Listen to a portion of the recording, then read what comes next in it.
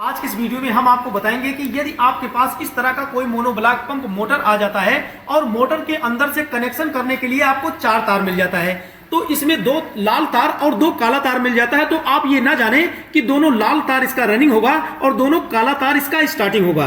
तो इसकी पहचान आप कर लीजिए, उसके बाद मोटर से अपने कैपेसिटर लगाइए, कनेक्शन करिए, तो मोटर आपका अच्छा वर्क करेगा।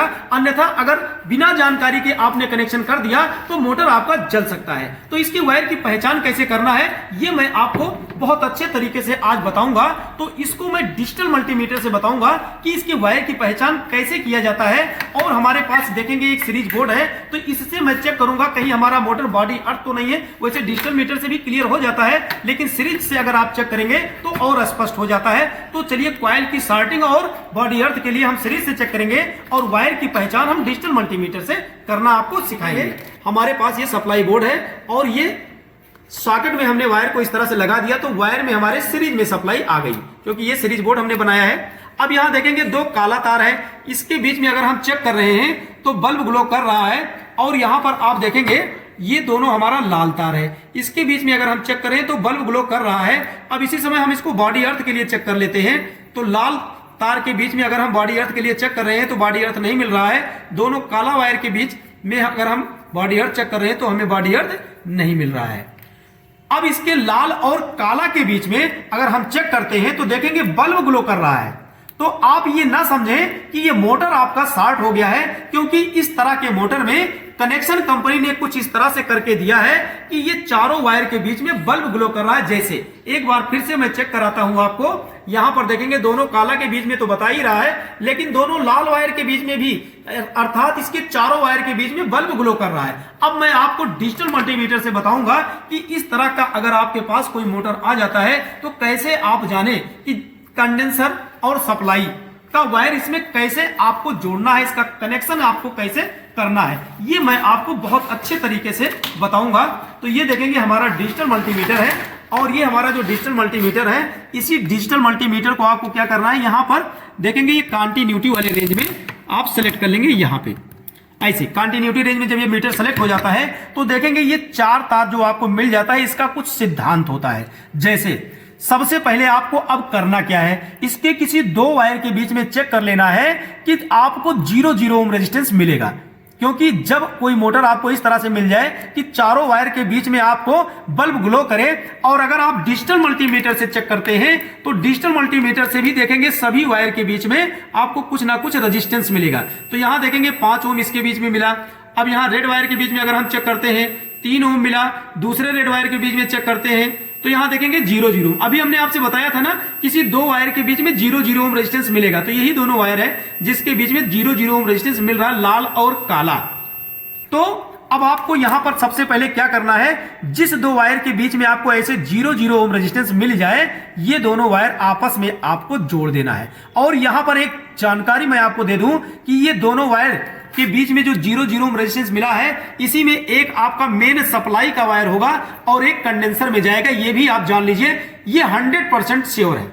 अब यहां आपको मिल जाता है 2 तार, ये 2 तार। अब ये इसमें से आपको ये पता करना है कि इसमें कौन रनिंग है, कौन स्टार्टिंग है, कौन कॉमन है। क्योंकि कभी कभी ऐसा होता है कि आपने देखा होगा कि मोटर के अंदर से कंपनी 3 तार बाहर निकाल देती है, रनिंग, स्टार्टिंग, कॉमन। तो ये सेम उसी प्रकार से बन गया। अब इसमें हमें पता करना है कि इसका रनिंग कौन है, स्टार्टिंग कौन है, कॉमन कौन है।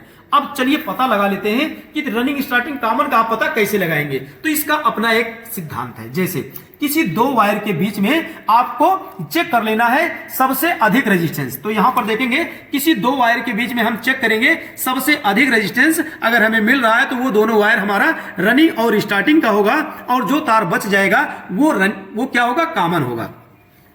तो इसके किसी 2 वायर के बीच में आपको ऐसे चेक कर लेना है सबसे अधिक रेजिस्टेंस। तो यहां देखेंगे 2 वायर के बीच में हम चेक कर रहे हैं 4 ओम मिल रहा है, और दूसरे वायर के बीच में अगर हम चेक कर रहे हैं तो 3 ओम मिल रहा है। तीसरे वायर के बीच में अगर हम चेक कर रहे हैं तो 2 ओम मिल रहा है। तो सबसे ज्यादा रेजिस्टेंस हमें किसके बीच में मिला है, इन दोनों वायर के बीच में आप देखेंगे 5 ओम मिल रहा है। तो ये दोनों वायर जो मैं प्रॉप से पकड़ा हूं, ये दोनों वायर रनिंग और स्टार्टिंग हो गया। लेकिन अभी ये नहीं कंफर्म है इसका रनिंग कौन है, स्टार्टिंग कौन है। लेकिन जो ये शेष तार बच गया ये इसका कॉमन होगा, इस पे मेन लीड का एक तार हमें सीधे जोड़ देना है। जब ये कंफर्म हो गया कि मोटर का कॉमन हो गया, और आप जानते भी होंगे कि मोटर के कॉमन पर हम मेन लीड का चाहे न्यूट्रल दें या फेज सप्लाई दें, तो मोटर का ये कॉमन हो गया और ये रेड तार कंपनी यहां से बना के निकाली है। तो दूसरा रेड तार आपको इसमें खोज लेना है, वो भी आपका मेन सप्लाई का दूसरा तार होगा। तो यहां पर देखेंगे एक रेड तार ये मेन बन गया, अब दूसरा तार यहां देखेंगे ये आपस में जुड़ा है। तो इसका मतलब ये हो गया कि ये और ये दोनों तार आपका क्या हो गया, मेन सप्लाई का हो गया ये दोनों तार। और ये भी जान लीजिए दोनों रेड तार यही आपका रनिंग हो गया। अब यहां पर देखेंगे क्योंकि ये कंपनी कॉमन बना के निकाली, इसको कॉमन मानिएगा। तो अब इन दोनों तार में आपको क्या करना है, सबसे पहले क्या करना है, एक ये जो वायर आपने कॉमन बनाया था इस पे मेन लीड का एक तार जुड़ जाएगा, और ये दोनों तार जो मैंने आपस में ट्विस्ट कराया था इस पे मेन लीड का एक तार जुड़ जाएगा। जैसे मैं आपको यहाँ पे जोड़ के दिखाता हूं और आपको मोटर चला के भी हम दिखाएंगे। तो आपको क्या करना है, ये जो एक तार कॉमन हमने बनाया है इस पे मेन लीड का हम एक तार ऐसे ट्विस्ट करा देते हैं। अब दूसरा तार हमें कहाँ ट्विस्ट कराना है, ये दूसरा जो रेड वायर आपस में यहाँ लाल काला मैंने जोड़ दिया है, अब ये लाल तार जो आपको मिल रहा है इसमें मेन लीड का दूसरा तार ट्विस्ट करा देंगे। तो आपके पास ये दो खाली तार बच गया, वो भी काला दोनों तार बच गया।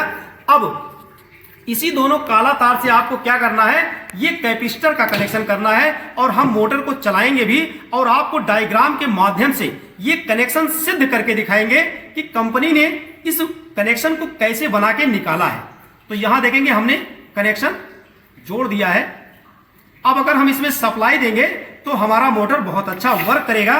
तो चलिए सप्लाई देने से पहले मैं आपको इसका डायग्राम समझा देता हूं कि कंपनी इसका डायग्राम कैसे, इसका कनेक्शन करके डायग्राम के माध्यम से कैसे निकालती है। तो यहां पर देखेंगे हम सबसे पहले बनाते हैं इसका स्टार्टिंग कॉइल। तो यहां पे आपको मिल जाता है, ये इसे देखेंगे ये ब्लैक से मैं स्टार्टिंग कॉइल यहां पर बना दे रहा हूं। अब इसके बाद आपको रनिंग कॉइल ऐसे समझ लेना है, ऐसे मैं इसके ऊपर रनिंग कॉइल बना देता हूं। तो ये हमारा हो गया स्टार्टिंग कॉइल और ये हो गया रनिंग कॉइल।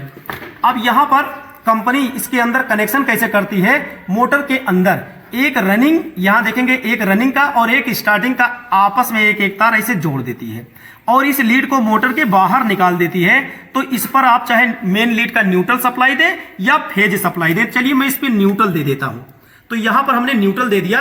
अब यहां आप देखेंगे मोटर के अंदर से आपको क्या तार मिलता है, मोटर के अंदर से फिर आपको मिल जाएगा यहां ये जो रनिंग कॉइल है, कंपनी यही रनिंग कॉइल में क्या करती है, यहीं से दो लीड बाहर निकालती है।